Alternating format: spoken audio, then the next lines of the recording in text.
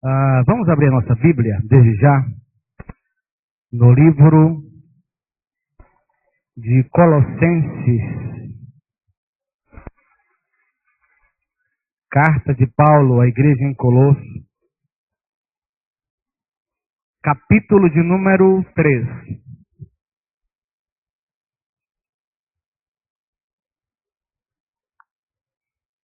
Colossenses, capítulo 3, e os versículos do 15 ao 17.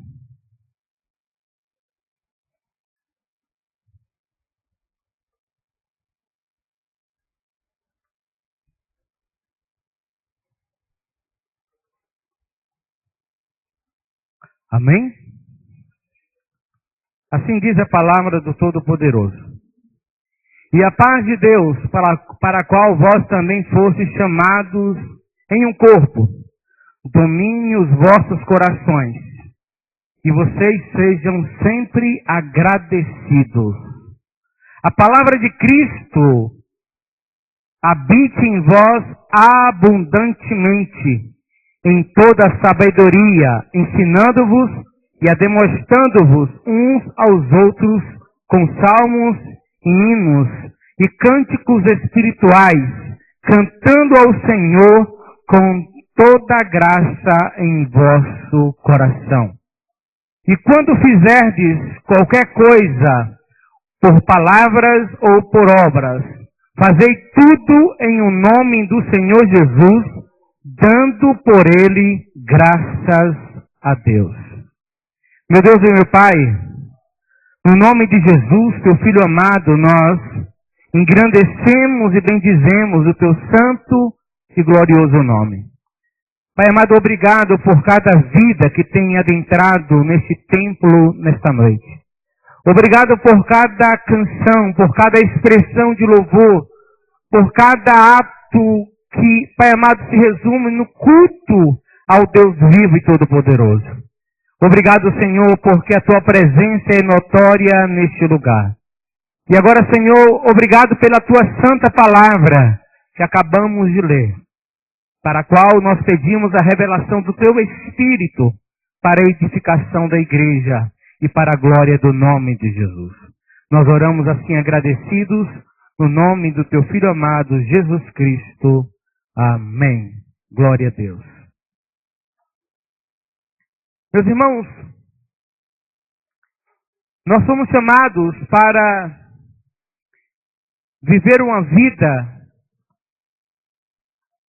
cristã, uma vida transformada pelo Espírito Santo. Nós somos chamados da morte para a vida, para que possamos, consequentemente, viver a vida em Cristo, dando testemunho de Cristo, anunciando o Evangelho de Cristo com as nossas próprias vidas.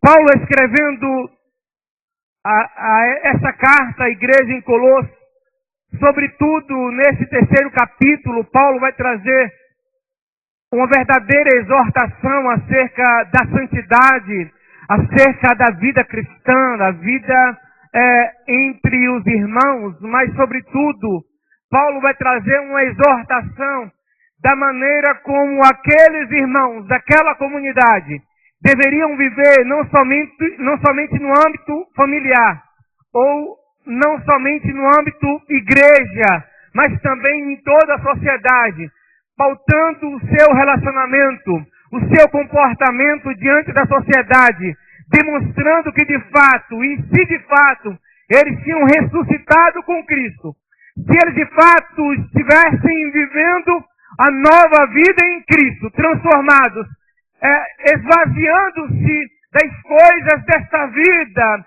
do pecado que dominava, e vivesse uma vida de fato no sacrifício de Cristo. Eles precisavam viver esta vida sacrificial. Deveriam viver esta vida transformada em Cristo, não somente em suas casas, não somente na igreja, mas em toda a cidade de Colosso e o nome do Senhor seria glorificado. E Paulo, então, nesse capítulo, como eu já disse, vai trazer estas exortações. E ele diz: olha, irmãos, se vocês já ressuscitaram com Cristo, buscai as coisas que são de cima e não as coisas que são terrenas. Ocupem a vida de vocês com as coisas provenientes de Deus e não com as coisas desta vida.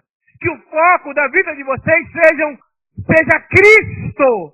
Que o foco da vida de vocês seja uma vida vivida na presença de Cristo.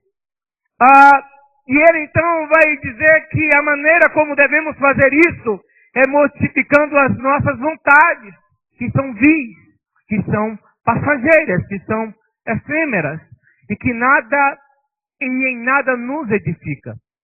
E finalmente Paulo vai encerrar essa exortação falando que para viver esta vida cristã é necessário que, enquanto nos esvaziamos de nós mesmos e das nossas vis vontades, devemos nos vestir de Deus e, sobretudo, colocarmos e nos vestir do amor de Deus que sobrepõe todas as coisas.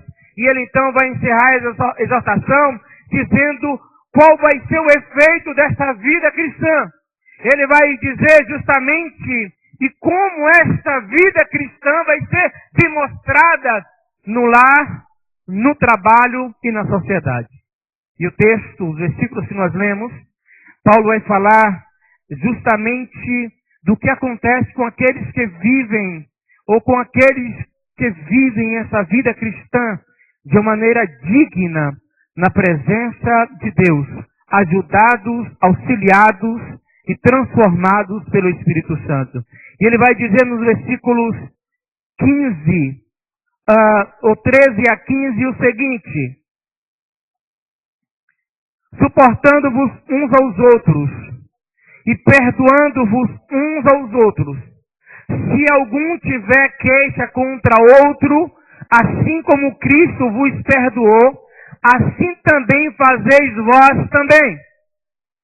E sobre tudo isso, revesti-vos de todo o amor, que é o vínculo da perfeição, e a paz de Deus, para o qual também fostes chamados em um corpo, domine os vossos corações e sedes agradecidos.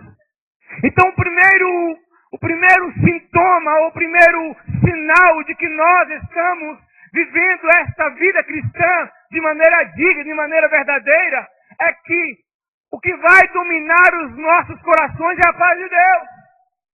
E ele, depois de falar com aqueles irmãos que deveriam se esvaziar de si mesmos, que deveriam deixar de fora dos seus corpos, dos seus corações, todo sentimento mesquinho, todo sentimento de inveja, todo sentimento de cólera, todo sentimento de maledicência, todo sentimento que trouxesse contenda, e deveriam se perdoarem mutualmente. Assim eles estavam vivendo uma vida verdadeiramente cristã.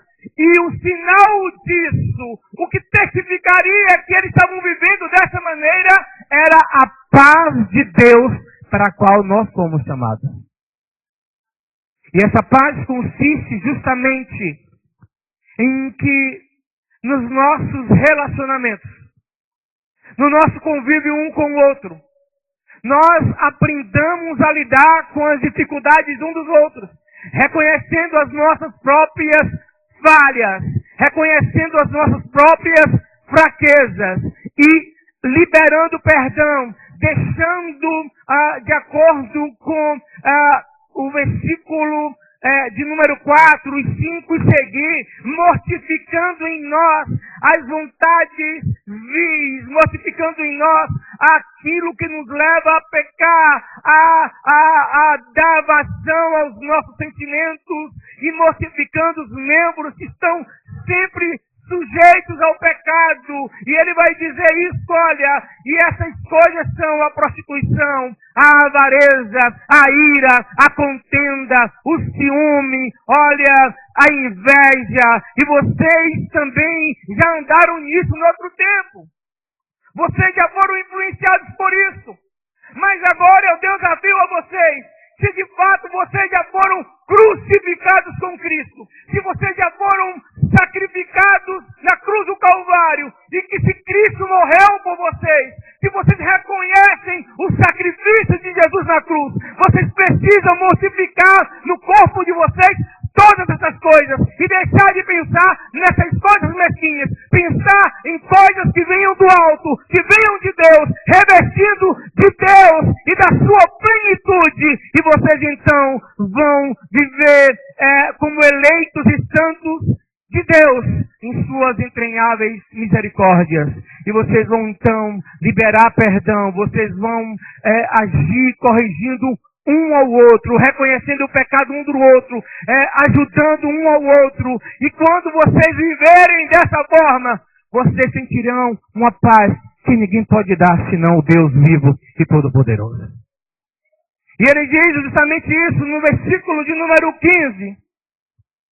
Olha, irmãos, a paz de Deus, diz o versículo 15, e a paz de Deus, para a qual vocês foram chamados em um corpo, domine os vossos corações. Você de fato, meu irmão, enquanto a vivência da sua vida cristã, enquanto a convivência com outros, você tem paz verdadeiramente? A tua consciência está cheia de paz? Você sente a paz de Deus entranhavelmente na tua mente, na tua consciência, no teu coração, em todas as tuas atitudes? Quando você pensa naquele irmão que talvez pisou no teu calo, quando você pensa naquela pessoa que talvez não concordou muito com você ou não vai muito com sua cara, o que mais tem é isso hoje na igreja, você consegue de fato sentir a paz de Deus certificando no teu coração? Ou ainda tem alguma coisa? Você precisa ser desafiado pelo Espírito Santo nesta noite, de que se você quer viver uma vida verdadeiramente cristã, a paz de Deus tem que dominar o teu coração. A paz de Deus tem que dominar a tua consciência. A paz de Deus tem que estar reinando entranhavelmente em todo o teu ser. Você olha e sente a paz de Deus. Você convive, você se relaciona e o Espírito de Deus testifica com o teu espírito que você tem paz com aquela pessoa. Que você não tem nada que te separe. Que você não tem nada que atrapalhe no teu relacionamento com aquela pessoa. Você, de fato, entende que, como Paulo muito bem coloca aqui, nós somos chamados para esta paz em um corpo. E o corpo tem que ter comunhão.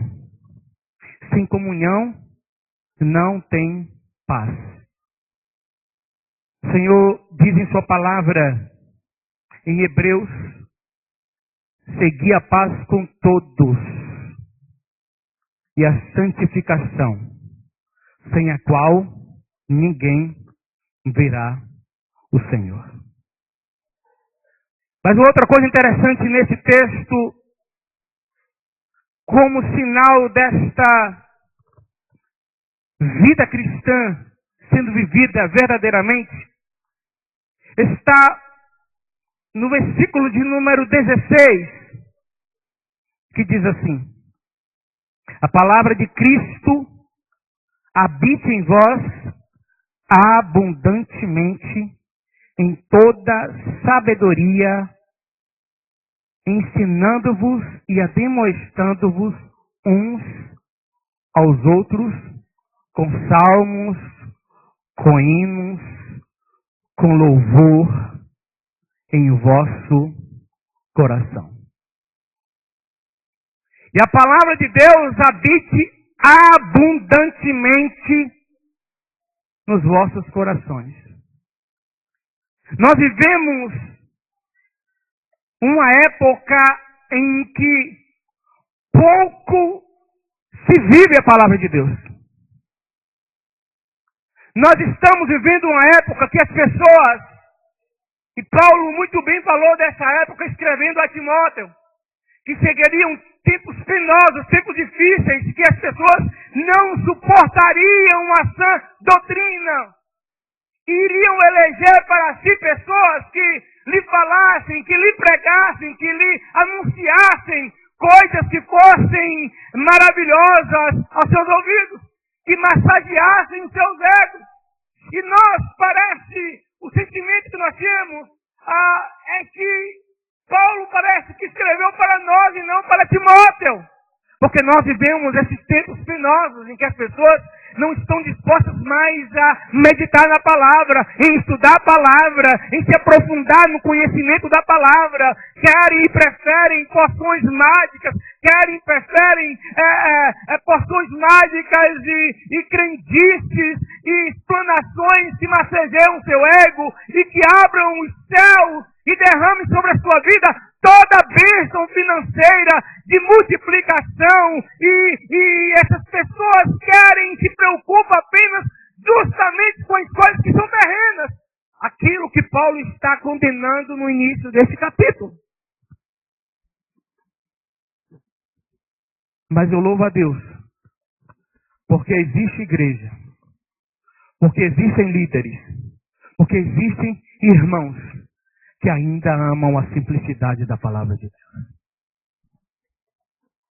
Que glorificam o Senhor quando ouvem a explanação da palavra de Deus, na sua simplicidade, e procuram vivê-la, procuram estudar a palavra, procuram se aprofundar no conhecimento da palavra, procuram se encher da palavra, e essas pessoas que têm esse sentimento, elas nunca se satisfazem. Quanto mais descobrem a palavra, quanto mais estudam a palavra, quanto mais aplicam a palavra no seu coração, mais reconhece que nada sabe e que precisa conhecer mais.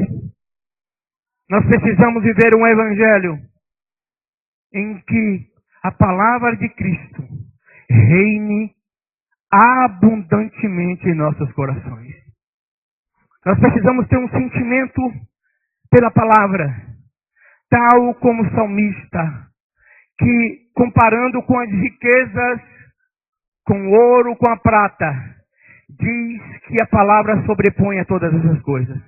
Quando comparada ao meditar na palavra, ao degustar a palavra, e a comparam com o mel e o licor dos favos, ele diz que a palavra é muito mais doce do que isso. Quando comparada com a luz que clareia o caminho para que nós não tropecemos, para que nós andemos livremente, para que nós tenhamos facilidade na caminhada, ele diz que, olha, a tua palavra é luz para o meu caminho, a tua palavra é lâmpada para os meus pés, e quando eu observo a tua palavra, eu não tropeço, eu não fico para trás, a palavra revela o Deus vivo.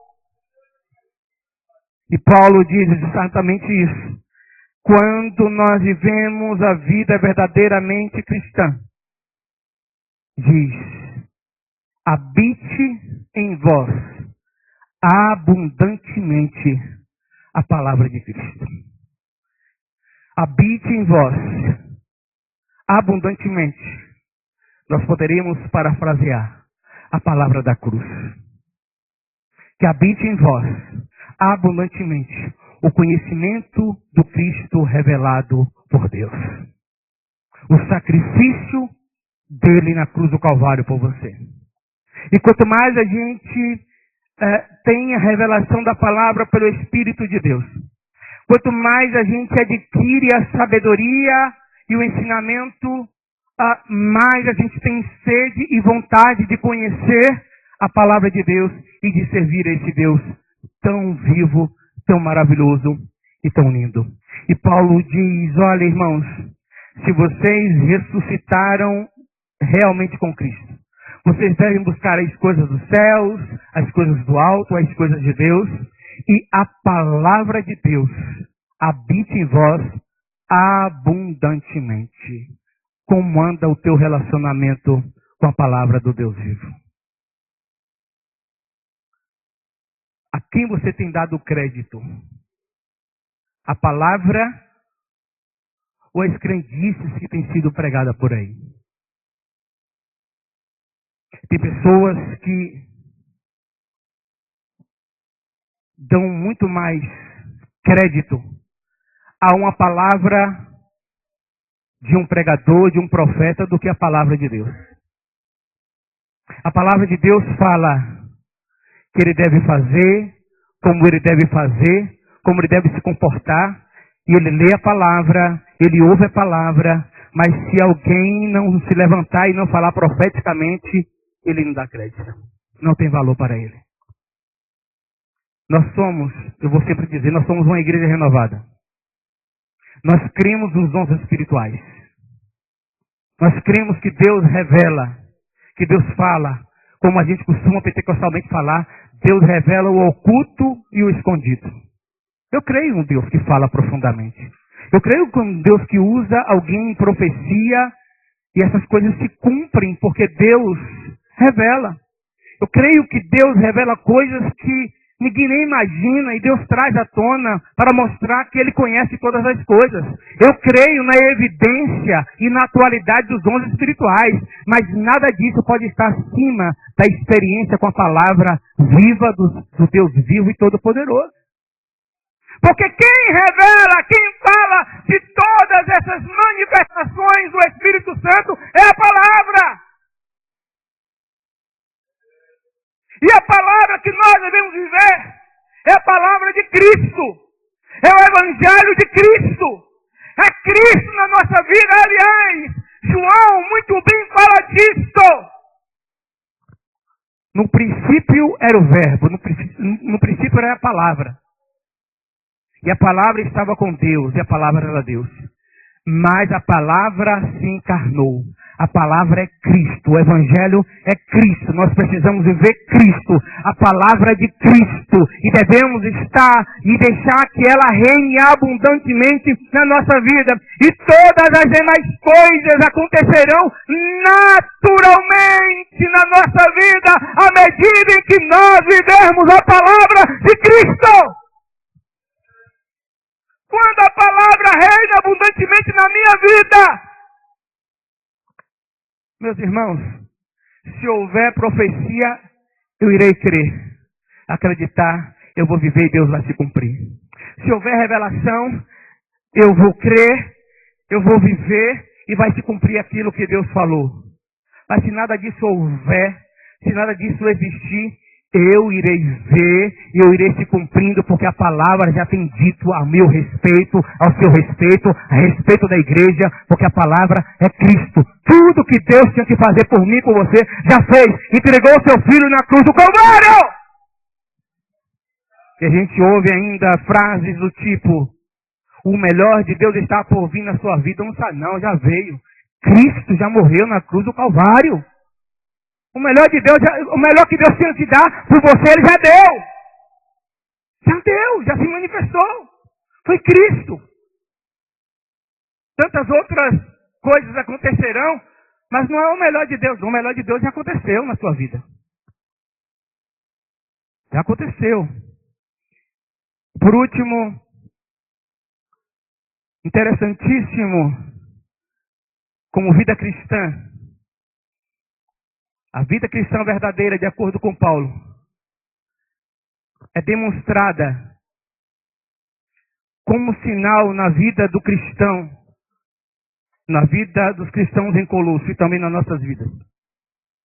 Se nós estivermos, de fato, vivendo uma vida verdadeiramente cristã, a gratidão é um estilo de vida em nós.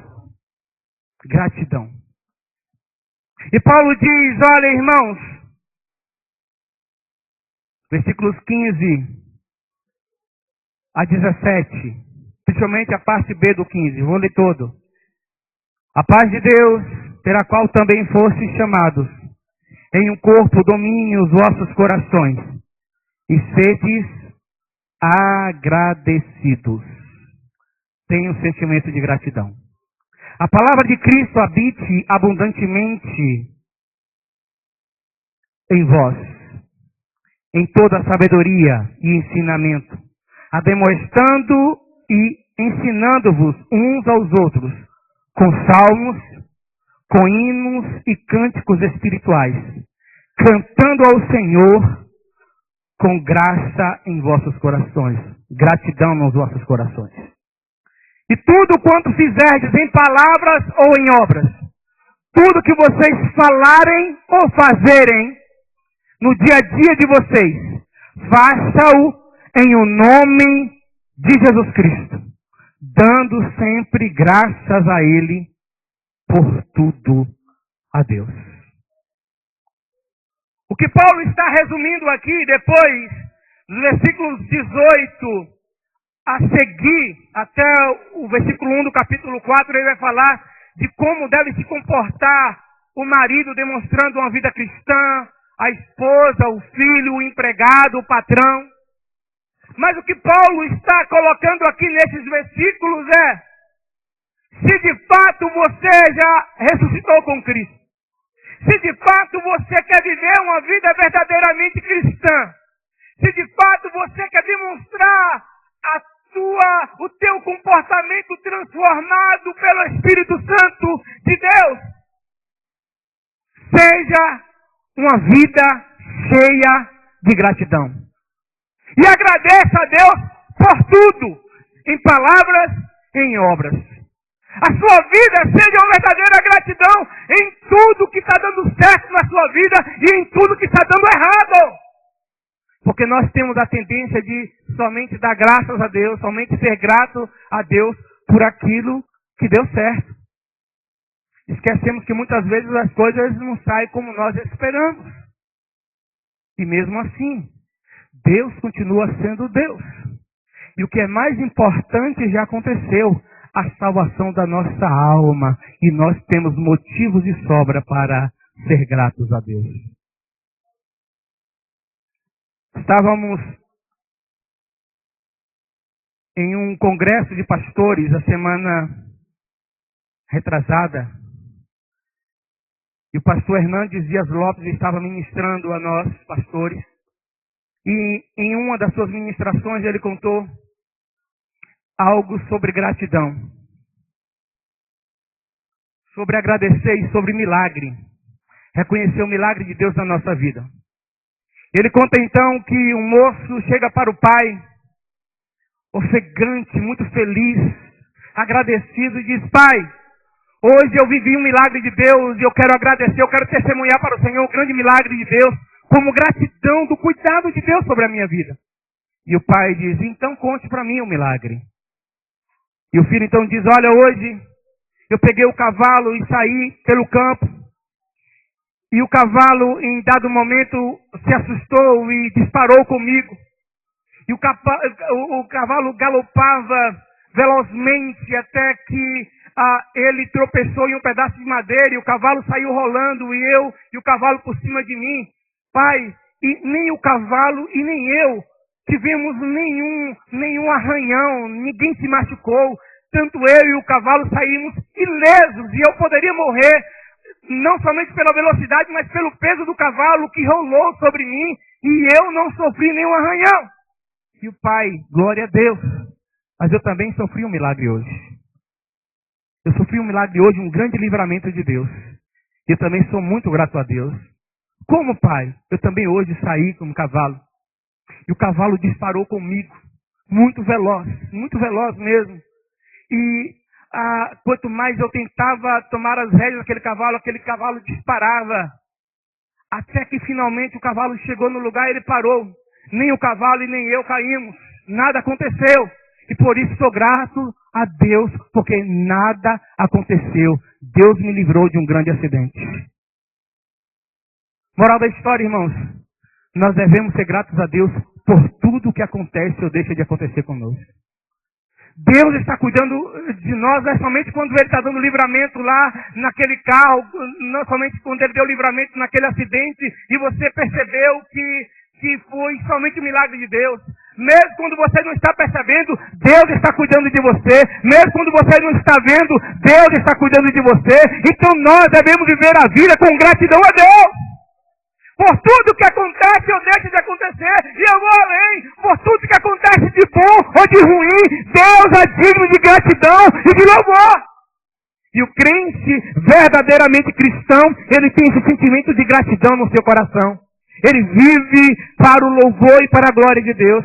Mesmo quando ele está triste, ele é grato a Deus, porque Deus está com ele na tristeza. Deus é o conforto dele na tristeza. Deus permitiu, Deus enviou o Espírito Santo para estar com ele nos momentos de tristeza e de alegria. E ele tem o Espírito Santo que habita nele e testifica com esse cristão. Por isso que ele é grato e feliz. Porque o Espírito Santo de Deus testifica com o nosso espírito que nós somos filhos de Deus. E isto são sinais, essas coisas são sinais de uma vida verdadeiramente cristã. A paz de Deus com o nosso espírito, com o nosso ser. A abundância da palavra de Deus habitando em nós, o amor da nossa parte para com a palavra de Deus, a honra da nossa parte para com a palavra de Deus, viver a palavra, pregar a palavra, anunciar a palavra, meditar na palavra e ter um coração cheio de gratidão na presença do Deus vivo e todo-poderoso. Vamos ser cristãos verdadeiros. Vamos deixar Deus ser glorificado através das nossas vidas, por meio dos nossos comportamentos, por meio dos nossos relacionamentos. Vamos glorificar o nome do Senhor. E o nome de Deus vai ser glorificado. E o Espírito de Deus vai testificar conosco o quão cristão nós somos. Vamos colocar em pé em nome de Jesus.